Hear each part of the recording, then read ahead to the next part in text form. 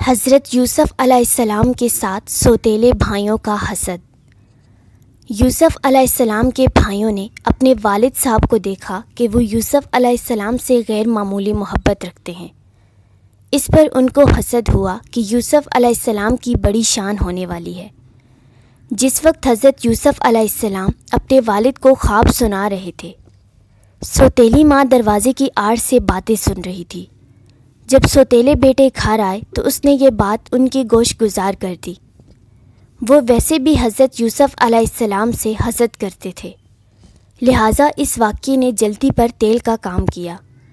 انہیں یہ کسی طور پر بھی گوارا نہ تھا کہ ان کا سوتیلا چھوٹا بھائی شان و رتبے میں ان سے آگے بڑھ جائے، لہٰذا ان سب نے حضرت یوسف علیہ السلام کو والد سے جدا کرنے کا فیصلہ کر لیا۔ انہوں نے آپس میں کہا کہ یوسف کو یا تو جان سے مار ڈالو یا کسی ملک میں پھینک آؤ، پھر ابا کی توجہ صرف ہماری طرف ہو جائے گی۔ ان میں سے ایک نے کہا کہ یوسف کو قتل نہ کرو بلکہ کسی اندھے کنویں کی تہہ میں ڈال آؤ تاکہ کوئی آتا جاتا قافلہ اسے نکال کر لے جائے۔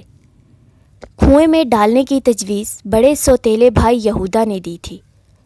اگلے دن سارے بھائی والد کی خدمت میں حاضر ہوئے اور کہا، ابا جان، آخر آپ یوسف کے بارے میں ہم پر اعتماد کیوں نہیں کرتے؟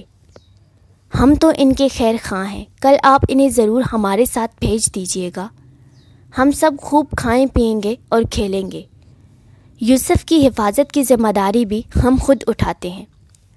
حضرت یعقوب علیہ السلام نے کہا، یہ امر مجھے بہت خوفناک لگتا ہے کہ تم اسے لے جاؤ، اور یہ بھی خوف ہے کہ تم کھیل میں غافل ہو جاؤ اور اسے بھیڑیے کھا جائیں۔ انہوں نے جواب دیا، ہم جیسی طاقتور جماعت کی موجودگی میں بھی اگر انہیں بھیڑیے کھا جائیں تو ہم بالکل ہی نکمے ہوں گے۔